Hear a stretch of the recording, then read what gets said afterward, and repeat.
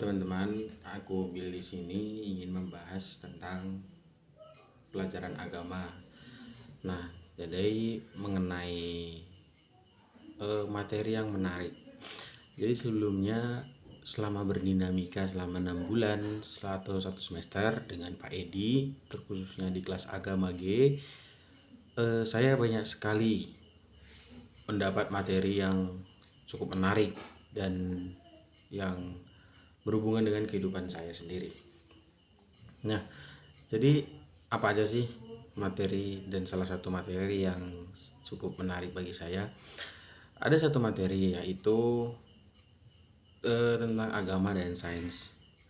Mengapa materi itu menarik bagi saya? Karena materi itu mengajarkan tentang kita makna dari agama, makna dari sains. Kedua subjek ini tentunya bertolak ukur karena bagaimana tidak, satu contoh seperti tentang penciptaan. Dalam teori sains, penciptaan atau manusia diciptakan itu berawal dari evolusi kera atau monyet yang berkembang dari makhluk purba kemudian jadi manusia modern seperti sekarang. Namun bertolak belakang dengan agama, terkhususnya agama Kristen, karena saya agama Kristen. Di agama Kristen mengajarkan bahwa manusia diciptakan oleh Tuhan seturut dengan firman Tuhan, dan manusia bernafas dengan nafas kehidupan yang diberikan oleh Tuhan. Manusia diciptakan lewat firman Tuhan, dan dalam Alkitab manusia berasal dari tanah liat sendiri. Nah, jadi yang kedua adalah apa sih yang relate dalam kehidupan saya dari materi tersebut? Ada beberapa contoh. Seperti, bentar teman-teman, dalam kehidupan sehari-hari, sains itu menyediakan pengetahuan tentang dunia fisik, mulai dari seperti proses pertumbuhan, proses penciptaan, proses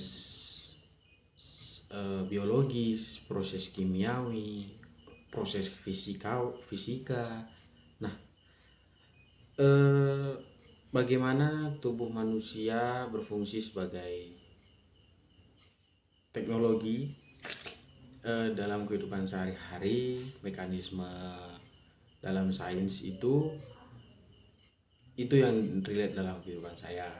Bagaimana teknologi itu tercipta dan bagaimana tata surya. Nah, namun dalam firman atau agama memberikan pandangan tentang makna hidup.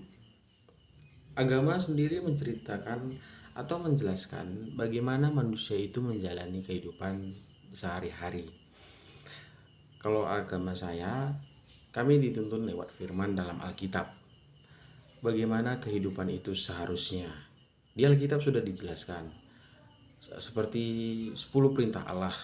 Jangan mencuri, jangan berzina, jangan ada padamu Allah lain, jangan mengucapkan atau menyebut nama Allahmu sembarangan, hormatilah orang tuamu, jangan membunuh, jangan mengingini kepunyaan orang lain, dan masih banyak lagi. Mohon maaf teman-teman, saya kurang hafal. Ini. Nah, itulah pokoknya. Nah, agama seringkali menjelaskan tentang bagaimana Tuhan itu juga, bagaimana Tuhan itu mengasihi kita. Seperti kita masih diberi nafas kehidupan, seperti kita masih bisa makan, bisa menikmati hasil jerih payah kita, itu sendiri diceritakan dari agama. Selanjutnya pertanyaan kedua adalah, apa aksi yang dapat saya lakukan dari materi tersebut? Tentu agama dan sains itu saling bertolak belakang. Namun aksi yang dapat dilakukan adalah melaksanakan ibadah, terkhususnya dalam pelajaran agama, seperti ke gereja, berdoa sebelum makan, berdoa sebelum tidur, dan masih banyak kegiatan keagamaan lain. Dan agama juga menceritakan atau menjelaskan tentang penerapan moral-moral. Namun dalam sains, aksi yang dapat dilakukan adalah kita bisa menggunakan teknologi, pengelolaan lingkungan, pendidikan literasi sosial, dan pendidikan literasi sains. Sains juga bisa menyatakan aksi sebagai penelitian dan inovasi. Nah, jadi begitu teman-teman, mengapa materi itu sangat-sangat menarik bagi saya. Dan saat dalam kehidupan saya itu saya sering bertanya-tanya tentang bagaimana ya, apa sebenarnya yang benar, sains atau agama. Karena yang kedua ini sangat bertolak ukur. Bagaimana galaksi terwujud? Dalam Alkitab sudah dijelaskan sama Tuhan bahwa Tuhan yang menciptakan.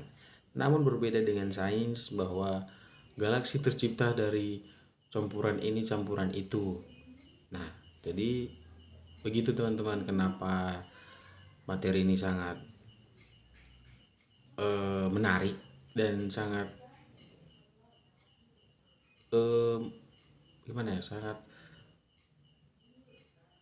menarik sekali lah untuk dibahas, menarik pokoknya. Nah, jadi begitu teman-teman, terima kasih.